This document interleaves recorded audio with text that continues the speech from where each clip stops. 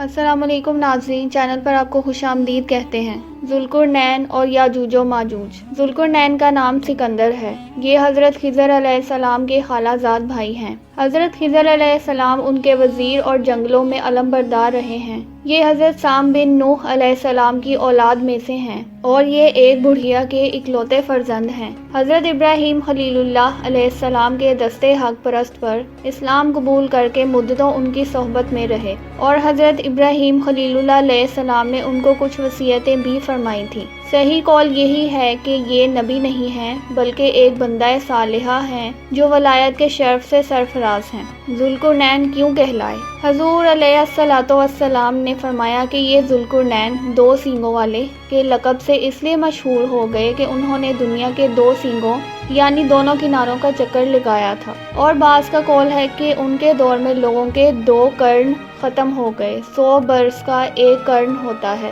اور بعض کہتے ہیں کہ ان کے 2 گیسو تھے اس لیے ذوالقرنین کہلاتے ہیں، اور یہ بھی ایک قول ہے کہ ان کے تاج پر 2 سینگ بنے ہوئے تھے، اور بعض اس کے قائل ہیں کہ خود ان کے سر پر دونوں طرف ابھار تھا جو سینگ جیسا نظر آتا تھا، اور بعضوں نے یہ وجہ بتائی کہ چونکہ ان کے باپ اور ماں نجیب الطرفین اور شریف زادے تھے اس لیے لوگ ان کو ذوالقرنین کہنے لگے۔ اللہ تعالیٰ نے ان کو تمام روئے زمین کی بادشاہی عطا فرمائی تھی۔ دنیا میں کل 4 بادشاہ ایسے ہوئے ہیں جن کو پوری زمین کی پوری بادشاہی ملی۔ ان میں 2 مومنین تھے اور 2 کافر۔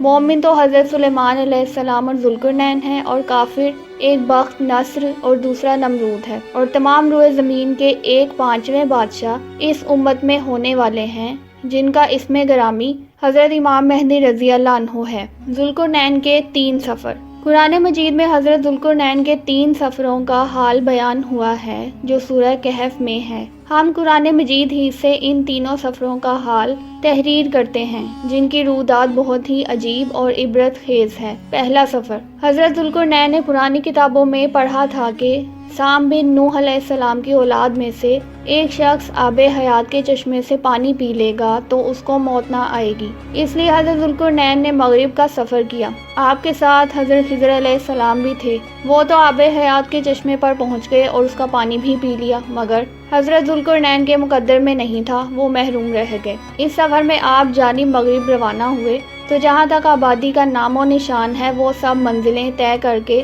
آپ ایک ایسے مقام پر پہنچے کہ انہیں سورج غروب کے وقت ایسا نظر آیا کہ وہ ایک سیاہ چشمے میں ڈوب رہا ہے، جیسا کہ سمندری سفر کرنے والوں کو آفتاب سمندر کے کالے پانی میں ڈوبتا نظر آتا ہے۔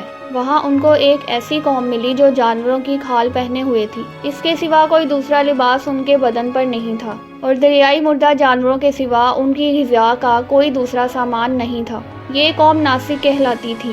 حضرت ذوالقرنین نے دیکھا کہ ان کے لشکر بے شمار ہیں اور یہ لوگ بہت ہی طاقتور اور جنگجو ہیں، تو حضرت ذوالقرنین نے ان لوگوں کے گرد اپنی فوج کا گھیرا ڈال کر ان لوگوں کو بے بس کر دیا۔ چنانچہ کچھ تو مشرف با ایمان ہو گئے، کچھ آپ کی فوجوں کے ہاتھوں مقتول ہو گئے۔ دوسرا سفر۔ پھر آپ نے مشرق کا سفر فرمایا، یہاں تک کہ جب سورج طلوع ہونے کی جگہ پہنچے تو یہ دیکھا کہ وہاں ایک ایسی قوم ہے جن کے پاس کوئی عمارت اور مکانات نہیں ہیں۔ ان لوگوں کا یہ حال تھا کہ سورج طلوع ہونے کے وقت یہ لوگ زمین کی غاروں میں چھپ جاتے تھے اور سورج ڈھل جانے کے بعد غاروں سے نکل کر اپنی روزی کی تلاش میں لگ جاتے تھے۔ یہ لوگ قوم منسک کہلاتے تھے۔ حضرت ذوالقرنین نے ان لوگوں کے مقابلے میں بھی لشکر آرائی کی اور جو لوگ ایمان لائے ان کے ساتھ بہترین سلوک کیا، اور جو اپنے کفر پر اڑے رہے ان کو تاتیق کر دیا۔ تیسرا سفر۔ پھر آپ نے شمال کی جانب سفر فرمایا، یہاں تک کہ صدین 2 پہاڑوں کے درمیان میں پہنچے تو وہاں کی آبادی کی عجیب و غریب زبان تھی۔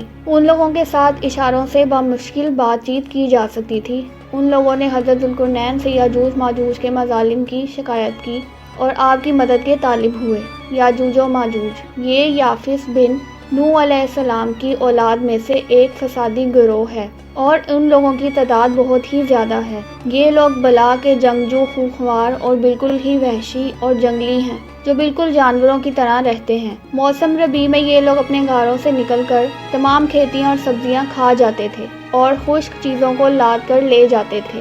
आदमियों और जंगली जानवरों यहाँ तक के सांप, बिच्छू, गिरगिट और हर छोटे बड़े जानवर को खा जाते थे। सदे सिकंदरी। हजरत जुल्कुरनैन से लोगों ने फरियाद की कि आप हमें याजूज और माजूज के शर और उनकी एज़ा रसानियों से बचाइए, और उन लोगों ने इनके एवज कुछ माल देने की भी पेशकश की। तो हजरत जुल्कुरनैन ने फरमाया कि मुझे तुम्हारे माल की ज़रूरत नहीं है, अल्लाह ताला ने मुझे सब कुछ दिया है, बस तुम लोग जिस्मानी मेहनत से मेरी मदद करो। चुनाचे आपने दोनों पहाड़ों के दरमियान बुनियाद खुदवाई। जब पानी निकल आया तो उस पर पिघलाए तांबे की गारे से पत्थर जमाए गए और लोहे के तख्ते नीचे ऊपर चुनकर उनके दरमियान में लकड़ी और कोयला भरवा दिया और उसमें आग लगवा दी। इस तरह ये दीवार पहाड़ की बुलंदी तक ऊंची कर दी गई और दोनों पहाड़ों के दरमियान कोई जगह ना छोड़ी गई। फिर पिघलाया हुआ तांबा दीवार में पिला दिया गया, जो सब मिलकर बहुत ही मजबूत और निहायत मुस्तहकिम दीवार बन गई। कुरान मजीद की सूरह कहफ में हत्ता इज़ा बलगा मगरिब अश-शम्सी से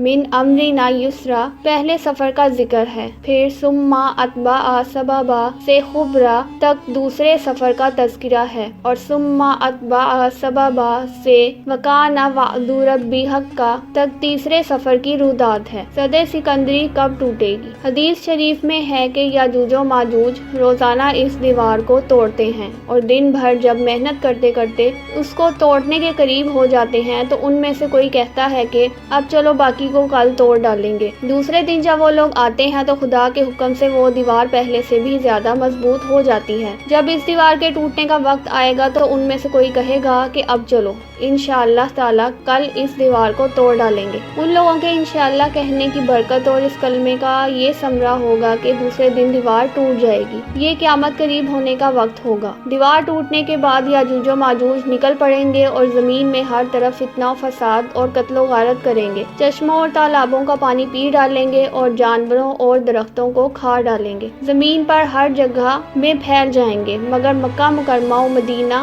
तैयबा और बैतुल मुकद्दस इन तीनों शहरों में ये दाखिल ना हो सकेंगे। फिर हजरत ईसा अलैहिस्सलाम की दुआ से उन लोगों की गर्दनों में कीड़े पैदा हो जाएंगे और ये सब हलाक हो जाएंगे। कुरान मजीद में है तर्जुमा, यहाँ तक कि जब खोले जाएंगे याजूजो माजूज और वो हर बुलंदी से ढलकते होंगे। वीडियो को लाइक करें और चैनल को सब्सक्राइब करें और बेल आइकन को प्रेस कर दें। शुक्रिया।